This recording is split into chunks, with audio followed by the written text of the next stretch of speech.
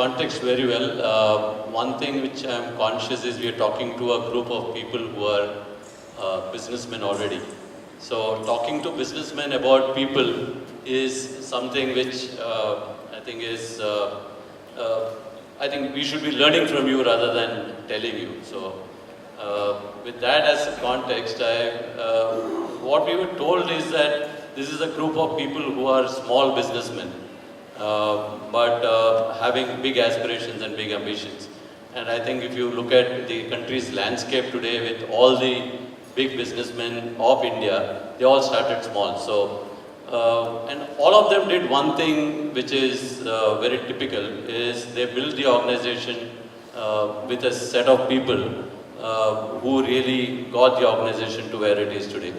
So, I have myself been a person who worked with Indian promoters all my life. Yeah, so I worked with promoter groups where Mapatlaz was one, Garwarias was one, and Wokat where I spent most of my time, and currently with Raymond. So all Indian groups.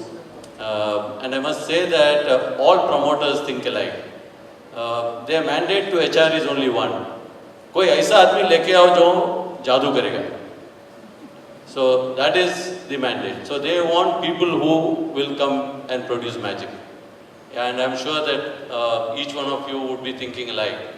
Because as you keep growing in business, what is required for you is somebody who will be able to translate your vision, your dream, and they are able to scale up the business.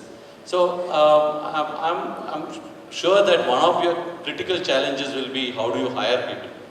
And having spent all my life doing hiring as one part of my role, I have still not got it right.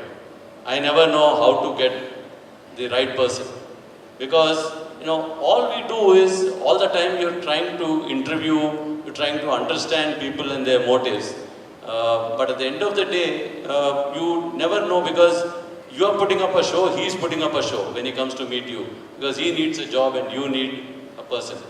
So, I think one of the key things which, therefore, organizations have tried is, despite all the tools and all the techniques that we HR professionals talk about, the simple thing is to understand what this person motive is, what is his family background, and what is the simple thing that he is coming to you for. So I think that is a very key thing.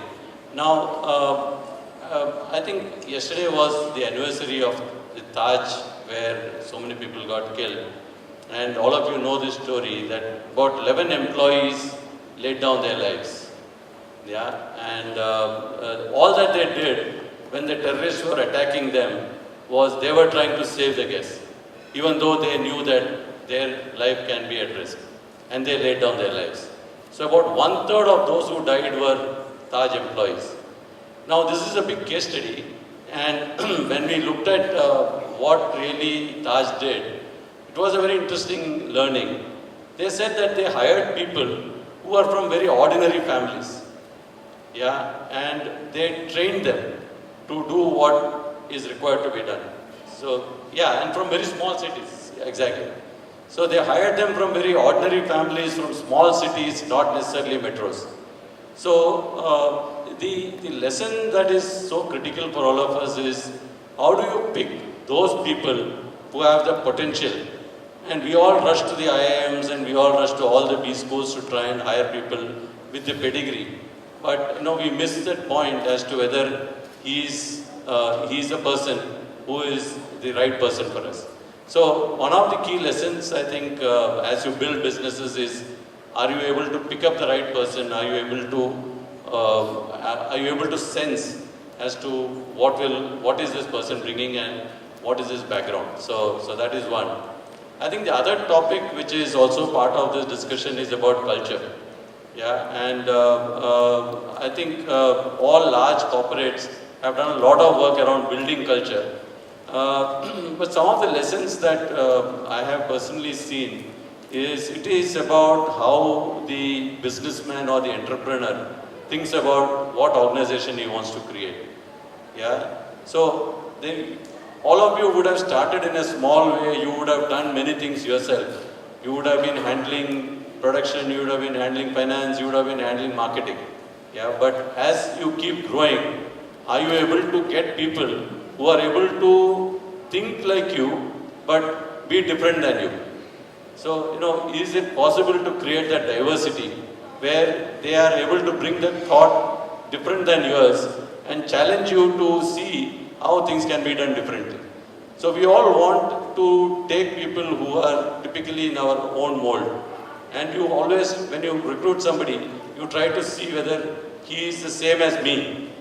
And I think that's the biggest mistake we make. So when we look at creating a culture, are we able to create a culture of people who have diversity of thought? I think that's very critical. And if you, I'll give you an example of this insurance company called Zoppos. I don't know, it's a very, one of the world leaders in insurance. I'm told that what they do is when they want to hire somebody and the guy lands at the airport, they send a car to pick up that guy and take him to a hotel.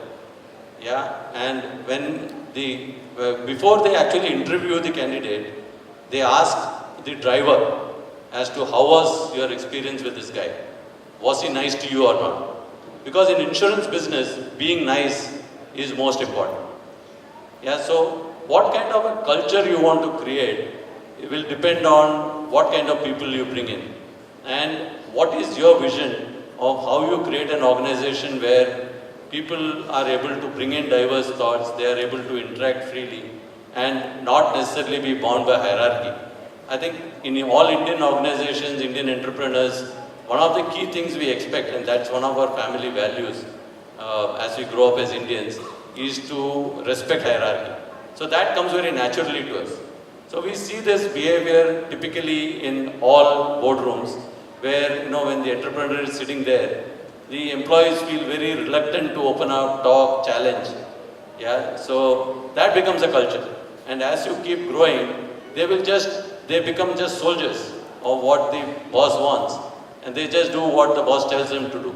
And they park their brains at the cycle stand when they come in.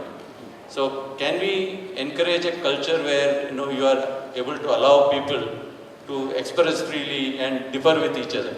So that aspect of culture, I think, is very important to create innovation.